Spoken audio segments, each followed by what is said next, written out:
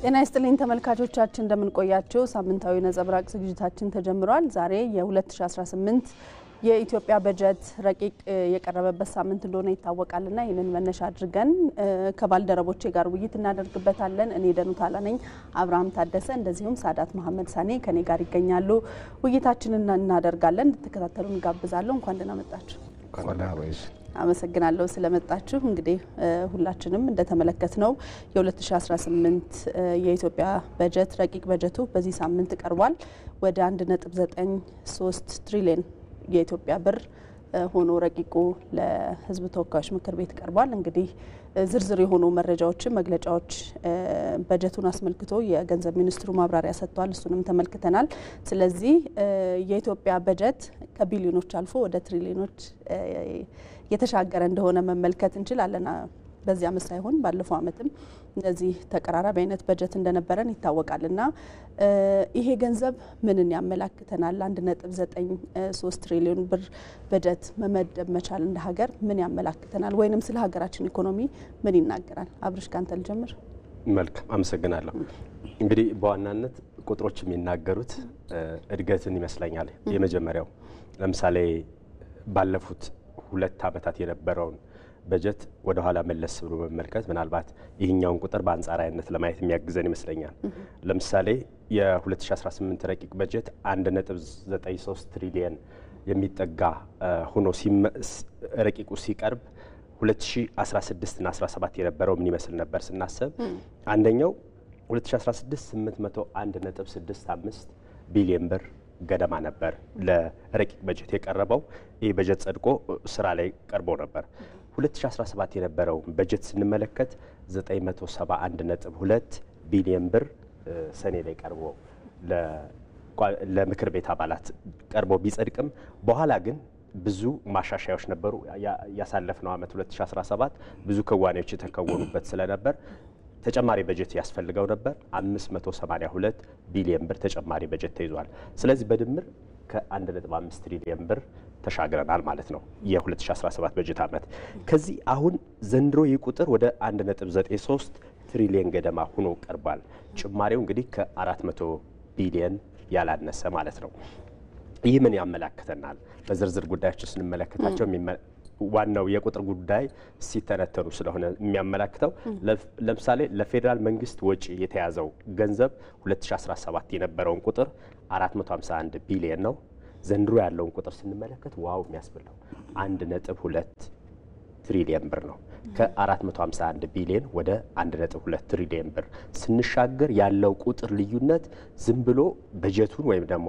ረቂቅ በጀቱ 1.93 ትሪሊዮን ደርሷል ማለት ብቻ ሳይሆን በዚህ ቁጥር መካከል የሚከወኑ ክዋኔዎች በቅድ ደረጃ ከፍ ብለው ታስበዋል ማለት ነው ሌላው ለካፒታል ወጪ 283.2 ቢሊዮን ነበር በ2017 ዘንድሮ ስንት ደርሷል ኦልሞስት እጥፍ በሚባል ደረጃ 415 ቢሊዮን ብር ደርሷል ለክልል መንግስታት ድጋፍ አጠቃላይ እንደውም የዘላቂ ልማት ግቦች አንድ ላይ ሲታጭቀው ይቀርቡ ነበር ከዚህ በፊት የነበሩ ሪፖርቶች ላይ 140 ቢሊዮን ብር ነው 2017 የነበረው በዚህ አመት 315 ቢሊዮን ብር እንዲሁም ደግሞ ለዘላቂ የልማት ግቦች ተብሎ 14 ቢሊዮን ብር እቅድ ወጥቷል እነዚህ ቁጥሮች የሚነግሩን ረቂቅ በጀቱ ቁጥሩ መጨመሩ ብቻ ሳይሆን እቅዶቻችንም ከፍ ያሉ ናቸውና በኢትዮጵያ ኢኮኖሚ ውስጥ የሚሞከሩ አዳዲስ ነገሮች እንዳሉ ማሳያ ናቸው ሌላ አንድ ማሳያ እናንሳ 2017 በጀት አመት ላይ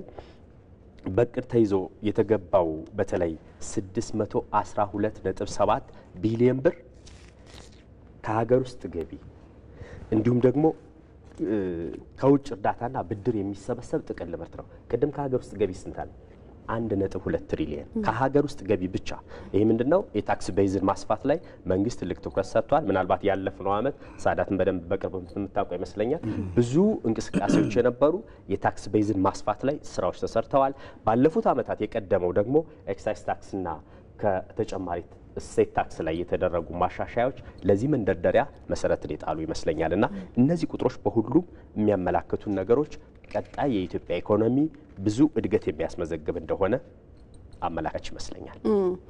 አብርሽ ቀደም ሲል ያነሳው ጉዳይ አለ። የገቢ የታክስ ገቢን ለማሳደግ መንግስት እየሰራቸው ያለው ስራዎች አሉ።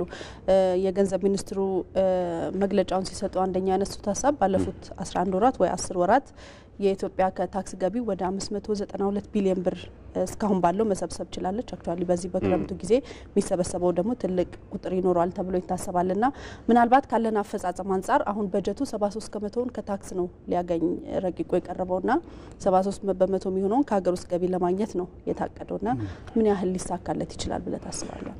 እንግዲህ የ2017ን የበጀት አፈጻጸም ስናየው ከታክስ ማግኘት የሚገባውን ገንዘብ ሙሉ በሙሉ አግኝቷል ባንልም ፕሮግረሱ ሂደቱ የሚያሳየው ነገር ጥሩ ነው።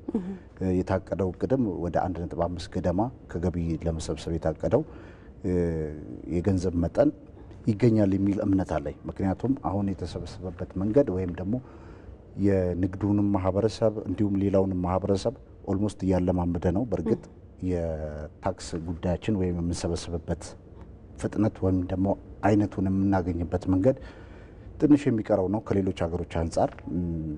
በብዛት ደግሞ ይሄ አሁን አብርሃም ቅድም ያነሳው የዳይቨርሲፊኬሽን ጉዳይ ቤዙን የማስፋት ጉዳይ የሚቀሩ ጉዳዮች እንዳሉ ሆኖ ታክስ የሚደረጉ ጉዳዮችንም እንደዚሁ ለይተን ማየት ያለብን ይመስለኛል። ኋላ ላይ እነዚህን ጉዳዮች የምናሳካ ከሆነ የመሰብሰቢያ መንገዱን ቴክኖሎጂውን የምናዘምን ከሆነ የታክስ ጉዳዩ አሳሳቢ መስሎ አይታይም፣ የሚሳካ ነው የሚመስለኝ። ምክንያቱም ከባለፈው አመት አንጻር የዚህ አመቱ የታቀደው ከታክስ የሚገኘው ገቢ የዛን ያህል ከተገኘው አንጻር ስናየው ኦልሞስት የሚሳካ ነው የሚመስለኝ።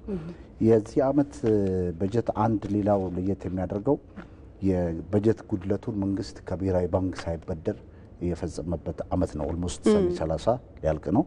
ይህ ደግሞ አገሪቱ ያላትን የውጭ ምንዛሪ ይዞታ ወይም ደግሞ ሰላማዊ የሆነ ጤናማ የሆነ አካሄድ እንዲሄድ ያደርገዋል። ይህ በጀት እንግዲህ ከ4 በመቶ እድገት ከባለፈው አመት ያሳየበት ነው።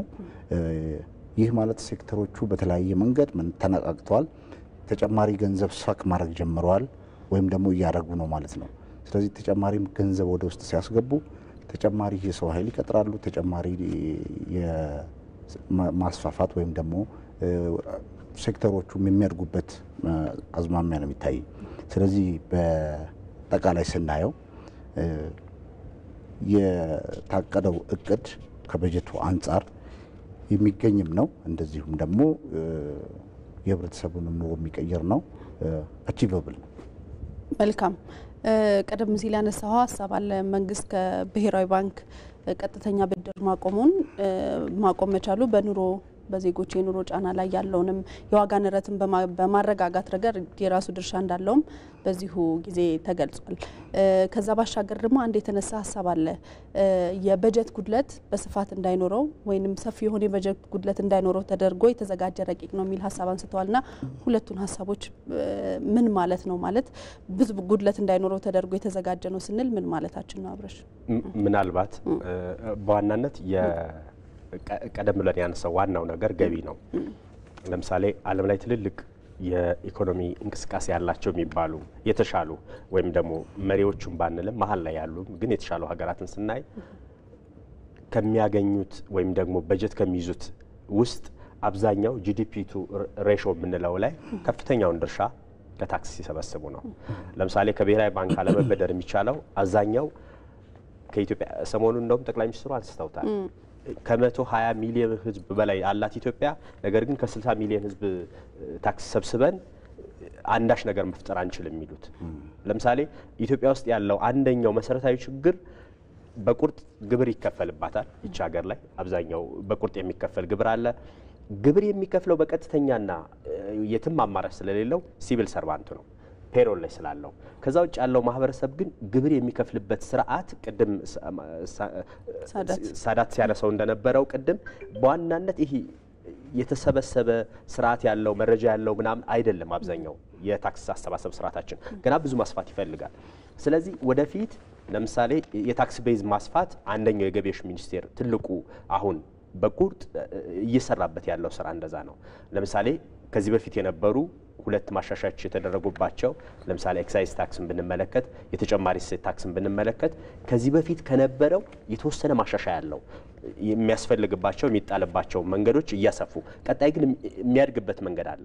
አሁን ቀጣይ ምናልባት እስካሁን የኢትዮጵያ መንግስት እየሄደባቸው ያሉ በድጎማ የሚታገዙ እንደ ነዳጅ ሌሎችም መሰል ነገሮች ላይ ሙሉ በሙሉ የመንግስትን ድጎማ አንስቶ ወይም ደግሞ ታክስ መደረግ ያለባቸውን ታክስ ማድረግ ከተቻለና የመንግስትን ገቢ ከታክስ የሚገኘው ገቢ አሁን ባለንበት ሳይቀጥል ነገር ግን ከዚህ ከፍ ብሎ የሚመጣ ከሆነ ምናልባት ከውጭ ብድር ከማምጣትም ሌሎችንም ጫና ከማምጣት ያለውን የኑሮ ውድነት ስቴብል በሆነ መንገድ የሚያስቀጥል ይችላል።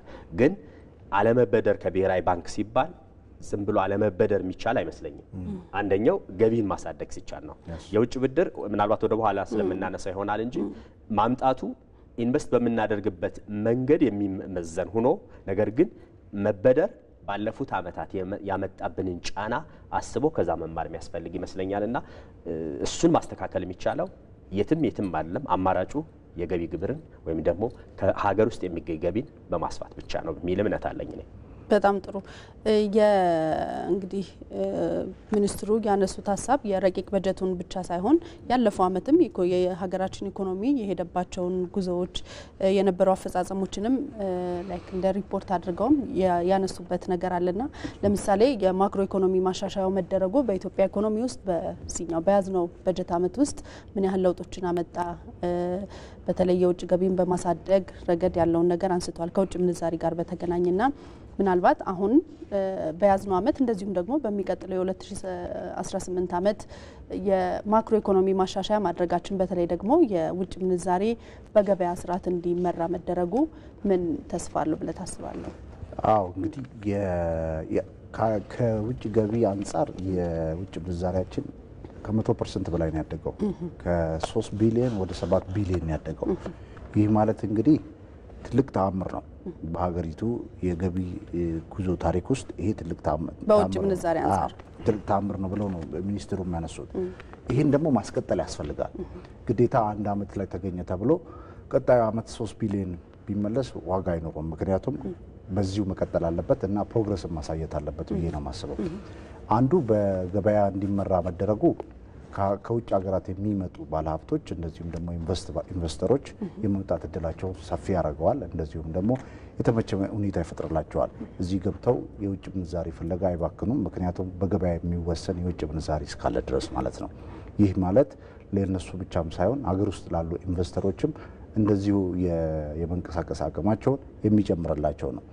በሌላ በኩል አንድ አብርሃም ያነሳው ጉዳይ አለ ስለ ታክስ። በተለይ የታክስ ጉዳይ እንደየሴክተሩ መታየት ያለበት ይመስለኛል። አሁን አንዱ ሴክተር የሆነ ጊዜ ላይ የሚቀመጥ የታክስ መጠን በዛው ነው የሚቀረው። አብሮት ሴክተሩ የሚያድግ ነው። ሴክተሮች በተለያየ መንገድ ያድጋሉ። ወደ ጎንም ወደ ላይም ሊያድጉ ይችላሉ። ወደ ጎን ባደጉ ቁጥር የታክስ መጠኑ ወይም ደግሞ የታክስ አይነቱን እያሰፋን እንሄዳለን። ወደ ላይ የሚያድጉ ከሆነ የታክስ መጠኑን እናሳድገው። ስለዚህ ሴክተሮቹ እያደጉ የሚሄዱበት መጠንና ሁኔታ ታይቶ በዛው መጠን ተለዋዋጭ የሆነ ታክስ አይነት መጣል ይገባል ባይ ነኝ። ከዛ ያ ካልሆነ ስታግነንት ሆኖ አንድ ቦታ የሚቀር ነው የሚሆነው ማለት ነው። ስለዚህ ተለዋዋጭ ባህሪ እንዳለው አስበን ማድረግ ነው የሚገባል። ሌላው በገበያ የሚመራ ኢኮኖሚ ላይ በተለይ ደግሞ ይህ የለውጥ ሂደት ወይም ደግሞ የተለዋዋጭነት የሴክተሮች ተለዋዋጭነት ሁሌም የሚጠበቅ ነው። ተለዋዋጭ እስከሆነ ድረስ ዓለም አቀፍ ገበያውም አንድ አፌክት ያደርገናል ሰምታይምስ። ስለዚህ በዚህ ሂደት ውስጥ እየተለወጠ በሚሄደው ኢኮኖሚ ላይ የራሳችንን እርምጃ እየወሰድን ወደፊት መቀጠል እንዳለብን ይሰማኛል። በጣም ጥሩ። የበጀቱን ነገር ስናነሳ እንግዲህ በጀት ለተለያዩ ሴክተሮች ለተለያዩ የስራ አላማዎች ይመደባሉና አሁን የ2018 የኢትዮጵያ በጀት እንደው የአንበሳውን ድርሻ ከፍ ያለውን ድርሻ ምን ላይ መንግስት በጀተው? ይህስ ምን ያህል አዋጭ ነው ብለህ ታስባለህ አብረሽ? የበጀት ድልድሉን ነው ምናልባት በዋናነት ትኩረት ያደረገባቸው መስኮች ይመስለኛል ጥያቄሽ ከተረዳዎች። በዋናነት እንግዲህ ብዙ የምንነጋገርበት ጉዳይ አሁን ከሐምሌ 2016 ተግባራዊ የተደረገው የተሟላ የማክሮ ኢኮኖሚ ትግበራ ነው ዋነኛው የመንግስት አቅጣጫ። ከሱ ቀጥሎ የ10 ዓመቱ መሪ የልማት እቅድ ምናልባት የሀገር በቀል ኢኮኖሚ ማሻሻያ ጋር የተናበበ ነው። ኢቭን የማክሮ ኢኮኖሚ ማሻሻያ ትግበራን ጨምሮ ከዛ ውጭ የዋጋ ንረትን ማረጋጋትና ወጪን አግባብ በሆነ መንገድ መምራት የሚሉ 4 ዋና ዋና መሰረታዊ የትኩረት አቅጣጫዎች ይዟል። ከዚህ አንጻር ለምሳሌ የተሟላ የማክሮ ኢኮኖሚ ማሻሻያ ትግበራ እንመልከተው። በዋናነት ያንን ሀገር ኢኮኖሚ በተረጋጋ መንገድ ለመምራት 2 የፖሊሲ አይነቶች ትልቅ ሚና ይጫወታሉ። አንደኛው የገንዘብ ፖሊሲ ወይም ደግሞ ሞኔታሪ ፖሊሲ የምንለው ነው። ሁለተኛው የፊስካል ፖሊሲ ስራ ነው። ሁለቱ ፖሊሲዎች የተለያየ የሚመስል ግን ተመጋጋቢ የሆነ ባህሪ ያላቸው። ለምሳሌ የገንዘብ ፖሊሲን ስንመለከት ማዕከላዊ ባንክ ወይም ደግሞ ናሽናል ባንክ የሚቆጣጠረው ሆኖ ለምሳሌ የገንዘብ አቅርቦትን፣ የወለድ መጣኔን የሚቆጣጠር ነው። ከዚህ ባሻገር የዋጋ ንረትና የኢኮኖሚ እድገት ጋር ቀጥታ የሆነ ግንኙነት አለው። ይህንን በማድረግ ረገድ የተሟላ የማክሮ ኢኮኖሚ ማሻሻያ ትግበራ ከመጣ ወዲህ ብሔራዊ ባንክ የሚሰራቸው ስራዎችን ሞኒተር ማድረግ ብቻ በቂ ነው። ባለፉት በዚህ 2017 ወይም ደግሞ ከ2016 ከሐምሌ ጀምሮ ባሉት በዚህኛው በጀት ዓመት የኢትዮጵያ ብሔራዊ ባንክ ከመቆጣጠር ወይም ደግሞ ከጥበቃ ያለፈ ስራ እየሰራ ነው። ፋሲሊቴት የማድረግ አንዳንድ ጥሩ ተናጋሪዎች ሲናገሩ ቁጥጥር አይሻለም ግን ማመቻቸት በለው ይላሉ ንግግርን ሲያስተካክሉ እና ትልቁ ነገር ብሔራዊ ባንክ ለረጅም ዓመት የቁጥጥር ስራ ሲሰራ ቆይቷል። ነገር ግን የፋይናንስ ሴክተሩ ማስተካከል አልተቻለም። አሁን ግን የፋሲሊቴሽን ስራ ይሰራል። ከባንኮች ቅርብ ነው።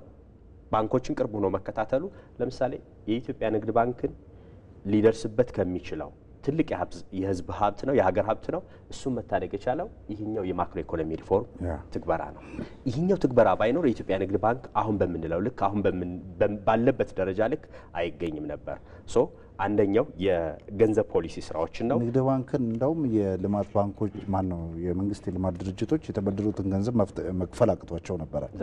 ይሄም መንግስት በራሱ አቅም የሚከፍልበትን የቦንድ ሽያጭ አድርጎ የታደገበት መንገድ ነው ያለው ወደ 800 ቢሊዮን ብር ገደማ። ይሄም አንድ ማሳያ ነው። እሺ ቀጥታ በጣም ጥሩ። ከዛ ቀጥሎ የፊስካል ፖሊሲ ስራዎችን እንመልከት። የፊስካል ፖሊሲ ስራ እንግዲህ በመንግስት ውሳኔ የሚሰጥበት ሆኖ ነገር ግን የታክስ ስርዓትን እና ወጪን የተመለከቱ ጉዳዮች ላይ ከፍተኛ ቁጥጥርና ክትትል ኖት ቁጥጥር ሁሌም ክትትል ያስፈልጋል። ከዛ ደግሞ የማመቻቸት ስራ ነው የሚፈለገው የሚደረግበት ነው። እነዚህ ደግሞ አስቻይ ሁኔታዎችን የሚዘረጉበት ፖሊሲ ስለሆነ የፊስካል ፖሊሲ ስራ ትልቁን ሮል ተጫውቷል። በዚህ የማክሮ ኢኮኖሚ ሪፎርም ትግበራ ላይ የዋጋ ንረትና የሀብት ክፍል ላይ ተጽዕኖ በሚደረጉ ጉዳዮች ላይ የራሱ የሆነ ድርሻ አለው። እንግዲህ የሚጠናቀቀው በጀት ዓመትን ስንመለከት ብቻ በእነዚህ 2 የፖሊሲ አቅጣጫዎች ውስጥ የተደረገው እርምጃ አሁን ላለንበት ደረጃ እንድንደርስ ትልቁን ሚና የተጫወቱ ናቸው ማለት እንችላለን። እንግዲህ የንግድ ባንክን ጉዳይ ቀደም ብለን አንስተነዋል። የ10 ዓመቱ መሪ የልማት እቅድ ግብርና፣ ኢንዱስትሪ፣ የማዕድን ዘርፉን እንመልከት ዝም ብለን አለፍ ብለን በሴክተር ደረጃ 5ቱ ሴክተሮች ትልቅ ትኩረት የተሰጣቸው በሀገር በቀል ኢኮኖሚ ማሻሻያ አጀንዳ ውስጥ ትልቅ ትኩረት ተሰጧቸው የተሰሩ ናቸው። ግብርናው ለምሳሌ ካለበት አሁንም ቢሆን ትልቁን የጀርባ አጥንት ይዞ እየመጣ ነው። ከዛ ቀጥሎ ግን ኢንዱስትሪው ከፍ እንዲል አምራቹ ዘርፍ በደንብ እንዲበረታታና መሪ እንዲሆን ይፈለጋል። ግን ባለበት ፍጥነት አሁን ከግብርናው እየደረሰ ነው። ለምሳሌ በስራ ዕድል ፈጠራ ግብርናው በፊት ከፍተኛውን ድርሻ ይዞ ሌሎች ሴክተሮች ግን ትንንሽ ነበሩ የነበራቸው ድርሻ።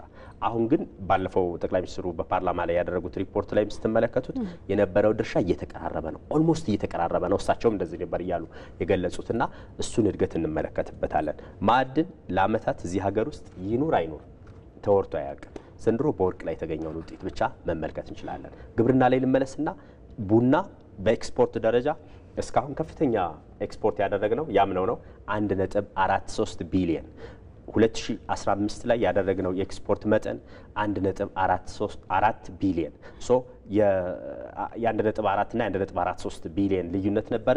ዘንድሮ ግን የሚኖረን አፈጻጸም ባለፈው የነበረውን አፈጻጸም የተመለከታችሁት ነው።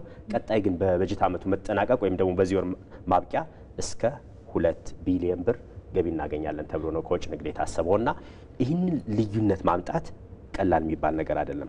የዋጋ ንረትን የተመለከተ ጉዳይ ምልከታችን እንትን ይሁን እኛ ስንናገር አሁን በቃ ይሄ መሬት ላይ ያለው ሀቅ አለማወቅ ጉዳይ አይደለም። የሚወጡት ሪፖርቶች በማክሮ ኢኮኖሚ ሌቭል የምንመለከታቸው ቁጥሮች ናቸው። በማይክሮ ሌቭል ስንመለከተው ግን ለምሳሌ ፓርላማ ላይ የተነሱ የምክር ቤት አባላት ያነሱት ሀሳብ አብዛኛው መሬት ላይ ያለው ሀቅ እንደዛ አይደለም ነው። አዎ እኔም አውቀው እኔም አንቺም ሄደሽ ገበያ ልንመለከተው የምንችለው ሀቅ ያንን የማያሳይ ይሆናል። ነገር ግን ብዙ የምንመለከታቸው ቁጥራዊ መረጃዎች ሬቶችን የሚያሳየን ይመስለኛል። ፍጥነቱ ለምሳሌ 2015 ላይ የነበረው የፍጆታ ምርት ዋጋ ቫሪ ያደርጋል። አንዴ ይወጣል፣ አንዴ ይወርዳል። ቋሚ አይደለም፣ ስቴብል አልነበረም። አሁን ላይ ያለውስ በአንጻራዊ ትንሽ ስቴብል ነገር አይታይም። ነገር ግን የለም ብዬ አልደመድምም። የሆነ ቁጥር ላይ ግን ከፍተኛ ልዩነት አለ አንዳንድ ምርቶች ላይ። ነገር ግን በአብዛኛው ስቴብል ሆኖ የመቀጠል ነገር አለ።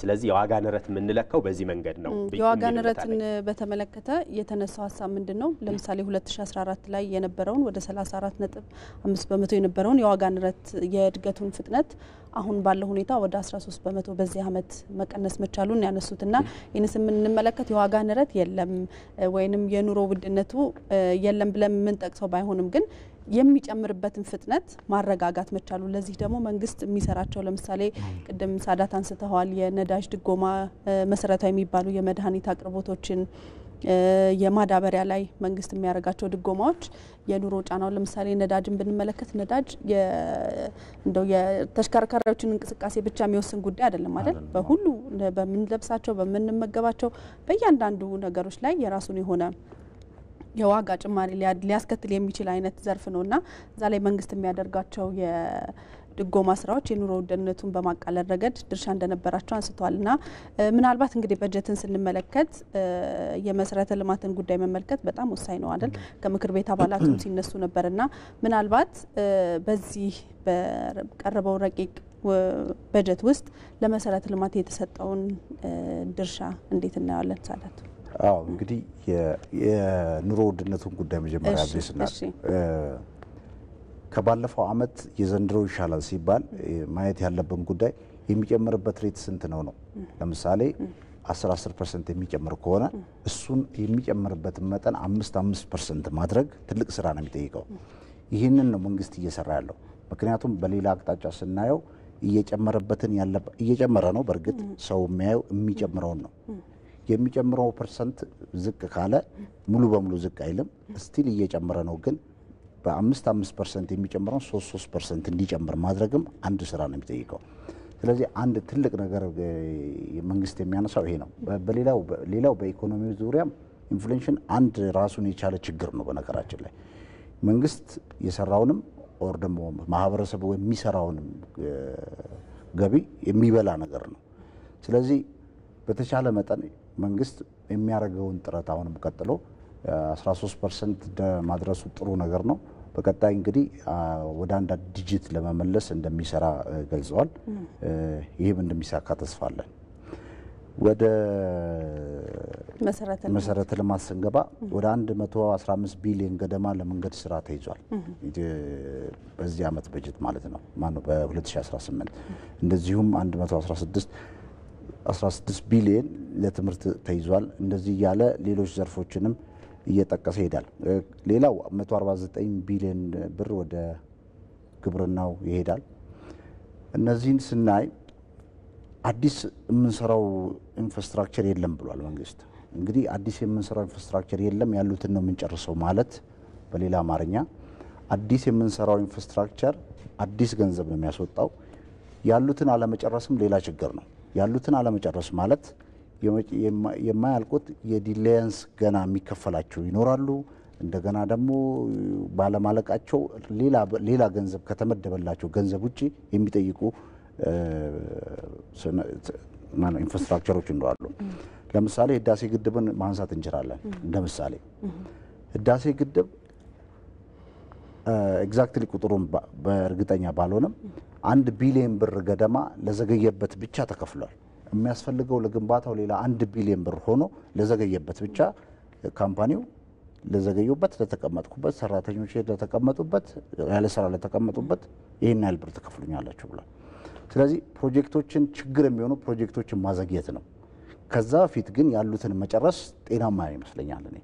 ምክንያቱም በፍጥነት ባለቁ ቁጥር ከፕሮጀክቶቹ የሚገኙት ገቢዎች ወይም ደግሞ ፕሮባብሊ የሚያስገኙት ገቢዎች እየጨመሩ ከነሱ የሚገኙት ሌሎች ኢንፍራስትራክቸሮችን ለመገንባት ምክንያት ይሆናል ማለት ነው።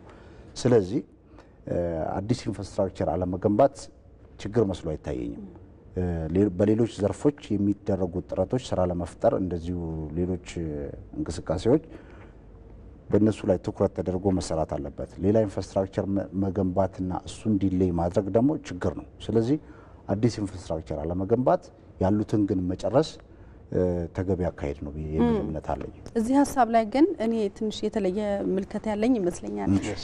ለምሳሌ አዳዲስ ፕሮጀክቶችን አንጀምርም ስንል በተለያዩ ቦታዎች ላይ የመልማት ጥያቄ ያላቸው አካባቢዎች አሉ። ለምሳሌ እኔ አካባቢ አዲስ ሆስፒታል የለም። ጤና አዲስ ባይሆንም ኢቭን የሌላቸው ሊኖሩ ይችላሉ። የመንገድ መሰረተ ልማት እነዛን ጥያቄዎች እንዴት ነው መመለስ የሚቻለው? ለምሳሌ ምናልባት አምና መሰረተ ድንጋይ ከተቀመጠላቸው ኦልሬዲ የተያዘ ነው። ስለዚህ በዚህ በጀት ዓመት ያለው ይጠናቀቃል በሚለው በጀት ውስጥ ሊካተቱ ይችላሉ።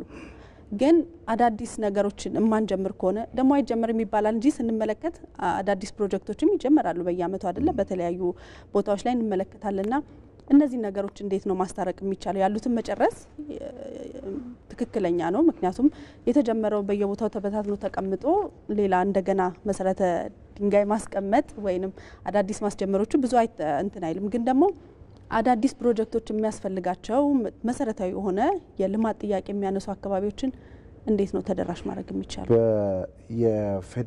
የፌዴራል ተቋማት ወይም ደግሞ የልማት ተቋማት ወይም ፈጻሚ ተቋማት ያዙ እንጂ ይሄን አሁን ክልሎች ለዘላቂ ልማት ግቦች ለሚባሉ ወደ 314 ቢሊዮን ብር ገደማ ይይዛሉ።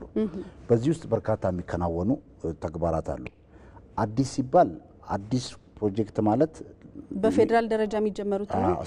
ከስክራች አሁን መጀመር እንደማለት ነው። በእርግጥ ክልሎች አይሰሩም ማለት አይደለም። ክልሎች የራሳቸው የሚመድቡት በጀት አለ።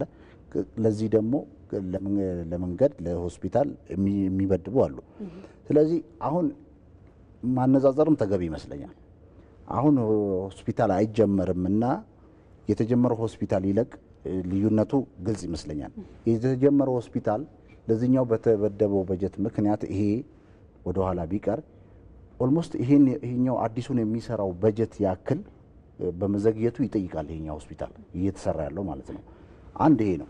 ሁለተኛ ይሄ ዘላቂ ልማት ግቦች የሚባለው 314 ቢሊዮን ብር እነዚህን አዳዲስ ጥያቄዎች የሚመልስ ይመስለኛል የክልሎችን። መልካም እንግዲህ ቀደም ሲልም በተወሰነ ደረጃ ነካክተናልና የምክር ቤት አባላቱም ሰፋ ያሉ ጥያቄዎች አንስተዋልና ምንድነው ኮንሰርናቸው ወይንም መሰረታዊ ሰብሰብ ስናረገው ትልልቅ ጥያቄዎች የምንላቸው ወይንም ዋነኛ ሀሳቦች ምን ነበሩ? የምክር ቤት አባላቱ እንደ ስጋት ወይንም እንደ ጥያቄ ያነሷቸው ነገሮች? አንደኛው ሁለታችሁ ተጋራችሁ ታውን ያነሳችሁት ሀሳብ ሳዳት ጋር ሄዱም ያነሳችሁ ሁለቱም ሀሳብ ለምሳሌ አንደኛው ምክር ቤት ላይ ተነሳው የመሰረተ ልማት ስራዎች የተጀመሩ ፕሮጀክቶችን እንጨርሳለን፣ ነገር ግን አዳዲስ ፕሮጀክቶችን አንጀምርም የሚለው የመንግስት ሀሳብ እስከ መቼ ነው የሚል ጥያቄ ተነስተዋል። ይሄኛው ምናልባት አሁን የሚሰሩ ትልልቅ ሜጋ ፕሮጀክቶችን በዛው አውድ የታየ ይሁን አይሁን እርግጠኛ አይደለሁም። ነገር ግን ለምሳሌ ቅድም የመጀመሪያው መነጋገሪያችንና አብዛኛው ስለ በጀት ስንነጋገር ስለ ገቢ ስንነጋገር ታክስ ነው መሰረታችን። ታክስ እንዲከፍል የምትጠይቀው ማህበረሰብና ህዝብ ትልቁ እሰራልሃለሁ ብለህ ቃል የምትገቢለት መሰረተ ልማት ነው። መንገድ ይሰራልሃል፣ ውሃ ይሰራልሃል የምትዩ ከሆነ አዳዲስ ፕሮጀክቶችን አለመጀመር እንደ መፍትሄ አልወስደውም እኔ በግሌ። ነገር ግን የተጀመሩ ፕሮጀክቶችን ጨርስና አዲስ እንጀምራለን ማለትም ክፋት ያለው አይመስለኝም። እንደዛ አይነት አንዱ መሰረታዊ ጥያቄ ይሄ ነበር። ሌላው ቅድም ሁላችንም የተነጋገርንበት የዋጋ ንረትን ጉዳይ ቁጥሩ የጠቀሳችሁት ቁጥር ተአማኒነት ላይ ጥያቄ አለን። እንደውም የስታቲስቲክስ መረጃዎቹን በደንብ ክሮስ ቼክ መደረግ አለባቸው የሚል ጥያቄዎች ተነስተዋል። ይሄ ጥያቄ እንግዲህ ካለው ነባራዊ ሁኔታ አንጻር ምንም ጥያቄ የለውም ቢያነጋግረን። እኛም እንዳልነው ቅድም አንዳንድ ቁጥሮች ምናልባት በጥቅል ስንመለከታቸው እንጂ መሬት ላይ ያለውን ሀቅ ላይ ያሳዩ ይችላሉ። አንዳንድ ቁጥሮች የሚኖረውን እውነታ ብቻ ሳይሆን ያለውን ፍጥረት የሚያሳዩ ናቸው የሚል አመክንዮ ነው እንጂ ያቀረብነው እውነትም እንደዛ አይነት ጥያቄዎች መነሳታቸው ግልጽ ይመስለኛል። ሌላው አንዳንድ ጉዳዮች ምንድን የተነሱተኝ የደሞዝ ጭማሪን አስመልክቶ የተነሳ አንድ ሐሳብ አለ። የደሞዝ ጭማሪው አሁን ካለው ኑሮ ጋር የመንግስት ሰራተኛው ደሞዝ ቢጨመራውም ኑሮን ግን ሰርቫይቭ የሚያደርግበት ምላሽ የሚሰጥ አይደለም የሚል ሐሳብ ተነስቷል። እንግዲህ መሬት ላይ ያለው እንደዛ እውነት ካለው ኑሮ አንፃር ገንዘብ የመግዛት አቅም የኛ ብር ካለው አቅም አንፃር ሲታይ በቂ አለመሆኑን መንግስት የሚያምንበት ይመስለኛል። ሰሞኑን ጠቅላይ ሚኒስትሩም ከተለያዩ ማህበረሰብ ክፍሎች ጋር ውይይት ሲያደርጉ ደሞዙ በቂ ነው አይደለም፣ ገና ጥናት ይፈልጋል፣ መልስ የሚሰጥበት ወይም ደግሞ እልባት የሚሰጠው ጉዳይ አይደለም፣ ግን አብረን የተወያየን እንቀጥላለን እንሰራለን የሚል ምላሽ ነው የሰጡበት። የሚቋጭና የሚዘጋ ሀሳብ አይደለም። ሌላው አንደኛው ትልቁ ቅድም ስናነሳው የነበረው የዚህ ዓመት በጀት 73% የሚሆነው ከገቢ ነው የሚሰበሰበው። ነገር ግን እንዴት ይቻላል የሚል ጥያቄ አንስተዋል። የታክስ ስርዓታችን ብዙ አልዘመነም፣ ነገር ግን ሙከራዎች አሉ። ለምሳሌ ዲጂታላይዝ የማድረግ አዲስ አበባ ላይ በጣም ሰፊ ሙከራ አለ። ከዚህም በፊት 1-2 ፕሮግራሞች እዛ ላይ ስለሰራው ሙከራዎች አሉ። ግን በቂ ነው አይደለም፣ ገና በቂ አይደለም። ብዙ ሰው ታክስ ይሰውራል። ብዙ ሰው አምኖ ታክስ ልክፈል ብሎ ወይም ደግሞ ግብር መክፈል አለብኝ ብሎ ለሀገሬ ግብር መክፈል አለብኝ የሚል አይነት ስሜት ውስጥ አልደረሰም። እሱ ማሳደግ አለ። ሰብሳቢውንም በነገራችን ላይ በዚህ መንገድ አድሬስ ማድረግ ላይ ያለብን ይመስለኛል። ሰብሳቢው አካልም ቴክኖሎጂውን ማዘመን ብቻም ሳይሆን ሰብሳቢው አካልም ለሀገሬ ነው የምሰበስበው የሚል እምነት ሊኖረው ይገባል። በተለያየ አቅጣጫ የምንሰማቸው ቅሬታዎች ከዚህ ጋር ከታክስ ጋር የተገናኙት በተለይ ደግሞ ሰብሳቢው አካል ታክስን ሲሰበስብ የሚሉህ ምንድነው እኔና ከሌ እኩል ነበር የምንከፍለው ከኔ ያነሰ እሱ ከፈለ አሚን ሌጂቲሜት የሆነ ማስረዳት መቻል አለብሽ እንዲከፍል ነው ይሄድ ነው ማስረዳት መቻል አለብሽ ወደ ቅጣት ወደ ምናምን ዘሎ ከመሄዱ በፊት ይሄ የማስረዳት አቅም ሊኖር ይገባል የሚል እምነት አለኝ። ሌላው ግብር ከፋዩ ምንም ማሳመን መቻል አለብን። ግብር ለምንድን ነው የሚከፍለው? ቅድም አሁን ያለው የመሰረተ ልማት ጥያቄ ነው። አንደኛው ሴኩሪቲ ነው። ብዙ ነገር እንደዚህ የምናቀርበው ነገር ሊትራሊ እነሱ ከሚከፍሉት ገንዘብ ጋር እንደሚያያዝ ማሳመን መቻል አለብን። ቀጥልሽ። መልካም ተመጋጋቢ ሀሳብ ነው ያነሳ ነው። አንደኛው ለምሳሌ ግብር ማሳደግ ፍቅር እንዲኖረው ማድረግ ነው። ሰው በሀገሩ የማወጣው ወጪ ወይም ደግሞ ከማገኘው ገቢ የምከፍለው ታክስ ለሀገሬ ልማት ነው ለኔ ነው ብሎ ማመን መቻል አለበት። መንገድ፣ መሰረተ ልማት፣ የውሃ ሌሎች የኃይል አቅርቦቶች የሚዘረጋበት ከሆነ ሰው ሀገሩ ወዶ ግብር እንዲከፍል ማምጣት ነው። እሱ ትልቁ ስራ መሆን ያለበት የገቢዎች ስራ ከመቆጣጠር ከመጠበቅ ከመቅጣት ያለፈ ስራ ሀገር ወዳድ ዜጋ እንዲፈጠር ማስቻል ነው። የውጭ ዓለም ይሄንን ያደርጋል። እኔ ግብር መክፈል አለብኝ ለምን አልተጠየቅኩም ብሎ ቢሮ ሄዶ ድረስ ቪዲዮ የመጠየቅ ልምድ አለ። እኛ ጋር ግን ኢቭን ግብር ለመክፈል ራሱ ቢሄዱ አገልግሎቱን በአግባቡ ያገኛሉ ወይ? ትልቁ የአገልግሎት አሰጣጥ ችግር አለበት። አፕሮቻችን በራሱ እሱ መታረም አለበት። ሰው ግብር ሊከፍል ሄዶ መንገላታት የለበትም። ተመስግኖ ተሸልሞ ነው መሸኘት ያለበት። በሀገር ደረጃ በሀገር አቀፍ ደረጃ በመንግስት ደረጃ ሽልማቶች አሉ። ሀገር ወዳድ ግብር ከፋይ ዜጋ ነው ብሎ ይሸልማል። ኢትዮጵያ ትሸልማለች። ኢትዮጵያ መሸለሟ ብቻ አይደለም፣ አገልግሎቱን የሚሰጠው ታች ያለው ማህበረሰብ ወይም ደግሞ አገልጋይ ማህበረሰብ ግን ግብር ለሚከፍል ሰው የሚሰጠው አክብሮት ለየት ማለት ማደግ መቻል አለበት። እሱ መስተካከል አለበት። አብዛኞቹ ስራዎች ግን የምንከፍለው ግብር መልሶ ለኛ የሚከፍለን ነው ብሎ የሚያምን ማህበረሰብ ለመፍጠር ትልቁን የግንዛቤ ስራ ሀገር ወዳድነት ላይ መስራት የሚያስፈልግ ይመስለኛል። እሱ ነገር በጣም ቅድም እናንተም ስታነሱ እያሰብኩኝ ነበር። አሁን በርካታ ነጋዴዎችን ስታናግሯቸው ኢቭን ወደ ንግዱ ልግባ ምናምን ብጀምር አሪፍ ነው ምናምን ብለ ስታናግራቸው ግብሩ በጣም ከአቅም በላይ ነው የሚል ሀሳብ ነው የሚያነሱልና ስንት ነው የምትከፍሉት ብለ ስትላቸው ግን በጣም በወር ብታሰላው በጣም አነስተኛ ገንዘብ እንደሆነ ነው እኔ በግል ከኛ ከምን ሰራተኛ አንፃር አሁን እነሱ ከሚያገኙትም አንፃር እነሱ ከሚያገኙት አንፃርም ስናሰላው አብዛኛው ነጋዴ ፌል የሚያደርገው የሚያገኘውን ገንዘብ አስልቶ ከዛ ላይ መክፈሉ ችግር ነው። ምክንያቱም at the end of the day መንግስት የሚጠይቀው ይሄን አይል አትርፋልና ይሄን አይል ክፈለኝ ነው። ስለዚህ ይህን እንዴት ነው ያተረፍኩት ብሎ የመጠየቅ ችግርም አለ ብዬ ነው። በመሰረታዊነት ከዚህ አመለካከት መውጣት አለብን ብዬ አስባለሁ። እንግዲህ ወደ ሚዲያ ስራኛ እንኳን ከመጣን ብዙ ጊዜ በተደጋጋሚ የሚነሳ የሚነገር ሀሳብ ነው። ከዛም አስቀድሞ በቃ ስራ የሚሰራ ሰው ለሀገሩ ግብር መክፈል አለበት። እኛ ያው ተገደን ይሁን ወደን ባይታወቅም የመንግስት ሰራተኞች በታማኝነት ግብር ከሚከፍሉ ተብለን ነው ሊስት የምንደረገው አይደለ? በሌሎች ገቢ የሚያገኙ አካላትም ደግሞ ለምሳሌ እኛ ከምናገኛት ከዛች ከተወሰነች ደሞዝ በጣም ምንድነው ትርጉም ያለው ገንዘብ ታክስ እንደረጋለን። ስለዚህ በዚህ ደረጃ ደግሞ ሌሎቹም በታማኝነት ምክንያቱም ግብር ካልተሰበሰበ አይደል እንደ ሀገር ከመንግስት የምንፈልጋቸው እኮ ብዙ አገልግሎቶች አሉ። መንግስት መኖሩ የመንግስት መዋቅር አስተዳደሩ መኖሩ በራሱ የሚያስገኝልን ከዛ የምናገኛቸው ከደህንነታችን ጀምሮ ብዙ የልማት ጉዳዮችን አገልግሎቶችን ከመንግስት የምንጠይቅ ስለሆነ እነዛን ለማግኘት ደግሞ በታማኝነት ግብርን መክፈል ያስፈልጋል የሚለውን ሀሳብ አነሳለሁ። የኑሮ ውድነትን ስናነሳ ግን ያው መሰረታዊ ጉዳያችን በጀት ቢሆንም ግን የሀገራችን ጥቅል ኢኮኖሚውን ማንሳታችን ስለማይቀር የኑሮ ውድነትን ስናነሳ አንደኛው መፍትሄ ምርትና ምርታማነትን ማሳደግ ነው።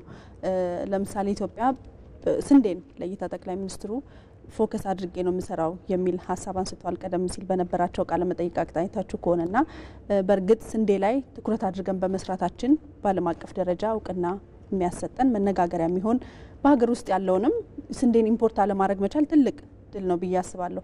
ነገር ግን ደግሞ ስቲል የምግብ ዋስትናችንን አልቻልንም። የምግብ ዋጋ ንረት በጣም ከፍተኛ ነውና ይሄ ሆሊስቲክ የሆነ አንድ ስንዴ ብቻ ሳይሆን ሙሉ የግብርና ምርቱ ውጤት አምጥቶ በዜጎች ኑሮ ላይ የሚታይ ለውጥ ማምጣት እስኪችል ድረስ በተለይ ምርታማነትን ለማሳደግ አሁን ካለው ጥያቄ አንጻር እንዴት እናያለን? አሁን ኑሮ ውድነቱ በጣም ተባብሷል። የዜጎች ቁጥር እየጨመረ ነው። በዓለም አቀፍ ደረጃም ያለውን ትርምስ የምንመለከተው ነውና በዚህ ሁሉ ሁነት ውስጥ ምርታማነትን በማሳደግ ያለንን ፓሽን እንወስድ ለማሳደግ እየሰራን ያለ ነው። እንግዲህ በስንዴ ረገድ የታየው ያው ጥሩ ውጤት አይተነዋል። በሌላ ያው ሌማት ትሩፋቶች በተለያየ አካባቢዎች ይታያሉ።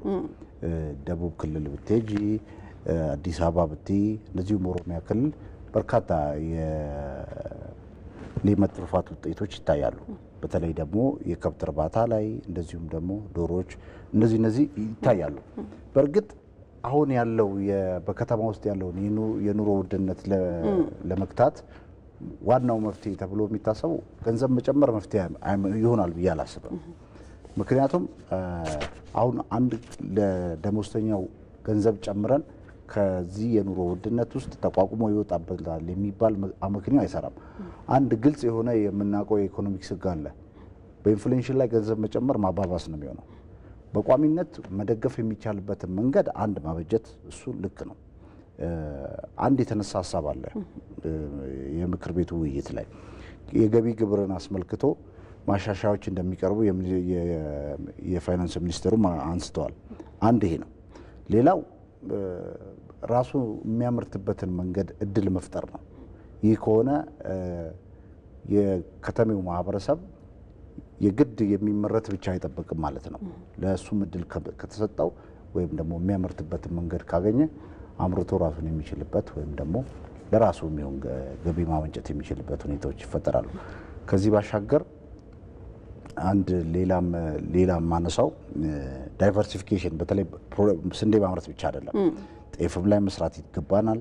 አቮካዶ ላይ እንደሚሰራው ሌላው አይነት ምርት ግብርና ላይ በተለይ በደንብ መስራት አለበት። ይህ እስከሆነ ድረስ የማይስተካከልበት ምክንያት የለም የሚል አለኝ። ግን እንትን ነው አሁን እኔ ሳየው ለምሳሌ ኑሮ ውድነቱም ይሄ ዲማንዱ በጣም ከፍተኛ ነውና በጠቅላይ ሚኒስትሩ በኩል ያለውን ሀሳብ እንረዳለን። በግብርናው ዘርፍ ለውጥ ለማምጣት ያለውን ፍላጎት ከፍተኛ ፍላጎት መረዳት እንችላለን። ነገር ግን ላይ መሬት ላይ ካለው በእርግጥ ፕሮግረስ ያለው በቁጥር የሚገለጽ ከግብርና ሚኒስቴርም በሚወጡ መረጃዎች ምርታማነት እየጨመረ እንደሆነ ምንም የሚካድ አይደለም። ግን አሁን ጊዜው ከሚመጥነው አንጻር ምክንያቱም በዚህ ሂደት ውስጥ በምን ያህል ጊዜ ኢትዮጵያን ልንቀይር እንችላለን ገባ ከድህነት ውስጥ ከምግብ ችግር ውስጥ በምግብ ራስን ካለመቻል ውስጥ መውጣት አለብን ብዬ አስባለሁና አሁን ያለውን ፔስ ትንሽ ፈጠን ማድረግ የለብንም? አብርሽ ምን ትላለህ? ግን ምናልባት ስንዴ ላይ ያለውን ተሞክሮ ስታንዲንግ ፖይንት ማድረግ እንችላለን። ለምሳሌ ጠቅላይ ሚኒስትሩ አብዛኛው ስንዴን ለኤክስፖርት ገበያ እናቀርባለን ሲሉ ብዙ የሚታመን ሀቅ አልነበረም መሰለኝ ያኔ ጊዜ የነበረው። ብዙ ሰዎች በጥርጣሬ አይተውታል። ነገር ግን ስንዴ ላይ የተሰራው ስራ ውጤት አፍርቶ የሆነውን እያየን ነው። ነገር ግን ቅድም ደጋግመሽ አንቺም እንዳልሽው አንድ ብቻ ምርት አዋጭ ነው ብዬ አላምንም። አይ ቲንክ ጠቅላይ ሚኒስትሩም ስንዴ ላይ ያላቸውን ትኩረት በዛ ልክ ቢያቀርቡም ሩዝና በቆሎንም ከስንዴ በመቀጠል በተደጋጋሚ መስራት ያለብን ዘርፍ እነዚህ ናቸው ብለው ኢቭን ቦታዎችን በመለየት ረገድ ሲያስቀምጡ በተደጋጋሚ ሰምተናል በፓርላማ ላይ። ስለዚህ ግብርናው የምግብ ዋስትናን ማረጋገጥ ከሆነ ለምሳሌ የሌማት ትሩፋት የምንለው ለምንድን ነው? ስንዴ ብቻ ስለምፈልግ አይደለም፣ እንቁላል ብቻ ስለምፈልግ አይደለም። እንቁላልም ስጋ ሞተትም ስለሚያስፈልገን ነው። ስለዚህ ምርቱ ላይም ግብርና ላይ የእርሻ ስራው ላይ ስናተኩር ስንዴ ወይም በቆሎ ወይም ጤፍ ብቻ ይዞ አይደለም፣ ሁሉንም የማምረት አቅማችን ማሳደግ ያስፈልጋል። አንዳንድ ቦታዎች ደግሞ የዛሬ 30 እና 40 ዓመት ምን ሊያመጣብን ይችላል የሚል ጥናት መስራትም ይፈልጋል። ለምሳሌ የሆነ ቦታ ጥጥ ማምረት ካለበት ጥጥ ነው ማምረት ያለበት። ስንዴ ዘንድሮ ስለሚያመርትና የሚቀጥለው ጊዜ ዘንድሮ ስንዴ ስለማመርት ቀጣይ ጥጥ አያስፈልገኝም ብሎ ማሰብ እሱ አስፈላጊ አይመስለኝም። ብዝሃ ዘርፍ ኢኮኖሚ ለምትከተል ሀገር አንድ ጉዳይ ላይ አንድ ምርት ላይ ብቻ የተንጠለጠለ ግብርና አዋጭ አይደለም። ነገር ግን ስንዴ ላይ የተገበርነውን ትግበራ ሌሎች ዋይኖት ጤፍ ላይ፣ ዋይኖት በቆሎ ላይ፣ ዋይኖት ሩዝ ላይ ኢትዮጵያ ከፍተኛ በቆሎ አምራች ሀገር ሆነች። በተለያዩ አካባቢዎች እንዲህ አይነት ነገሮች ሙከራዎችን ማስፋት ይፈልጋል። ምናልባት የምርት መጠናችን እየጨመረ ነው እየቀነሰ ነው ይመስለኛል። የማምረት አቅማችን በጣም ወደ ቴክኖሎጂ ቀርቧል። ለምሳሌ ስራ አብዮታችን ተቀይሯል። የኢትዮጵያ አብዛኛው አካባቢ አርሶ አደሩን ስንመለከት አንድ ሰማይን አንጋጦ የሚያይ ደመናን ብቻ የሚጠብቅ አርሶ አደር ነው ረጅም ጊዜ ነበረ። ነገር ግን አሁን ላይ እንደዛ አይደለም። አሁን በጋው ይታረስበታል፣ መስኖ አለ፣ ቴክኖሎጂ አለ፣ የውሃ ማውጫ ፓምፖችን ይጠቀማሉ። የቴክኖሎጂ ሽግግሩ የሜካናይዜሽን ስራ በደንብ ተስፋፍቷል። ብዙ አርሶ አደር በእውቀትና በክህሎት ነው ታግዞ የሚሰራው እና የስራ ቢወት ተቀይሯል። ምንም ጥያቄ የለውም ኢትዮጵያ ውስጥ። እኒህ አይነት ነገሮች ግን ምናልባት ምን ፈትኖት ይሆን? አንዳንድ አካባቢዎች ያሉ የሰላም እጦቶች ፈትኖት ይሆናሉ።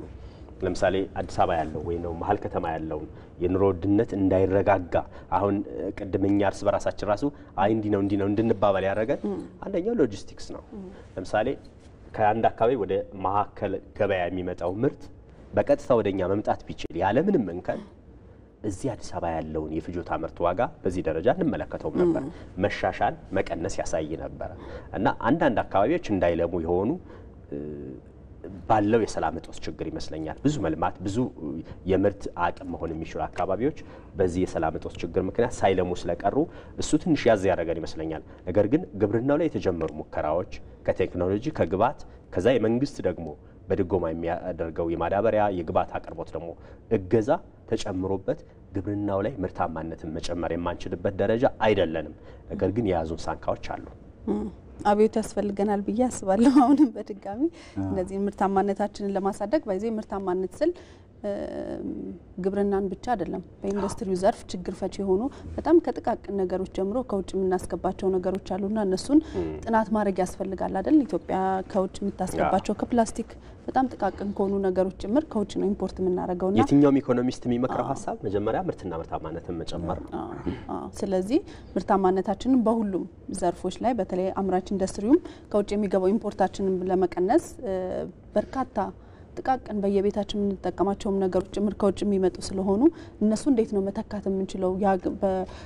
ብዙ ጊዜ የቻይና አምራቾች በጣም ያስደንቁኛል። አይታችሁ ከሆነ የሆነ ልንቸገርበት የምንችለው ለምሳሌ መርፌ ይሆናል የሆነ ነገር በቃ በጣም ጥቃቅን ሆነው ልንጠቀማቸው ግን ደግሞ ገንዘብ አውጥተን ልንገዛቸው የምንችላቸውን ህይወትን ሊያቀሉ የሚችሉ ቁሳቁሶችን በማምረት ወደ ተለያዩ ሀገራት ሲልኩና ያለና እነዛ ነገሮች በሀገራችን ማምረት ብንችል በየቤቱ ያሉ ችግሮችን ጥናት እየተደረገ አምራቾች በዛ ላይ መሰረት ያደረገ ምርታማነታቸውን ቢያሳድጉ መልካም ነው ብዬ አስባለሁ። ወደ በጀቱ ጉዳይ እንመለስና እንግዲህ የ2018ን የረቂቅ በጀቱን ስንመለከት የተወሰነ ድርሻ አለው አይደለም? ከውጭ ብድርና እርዳታ ለማግኘት በጀቱን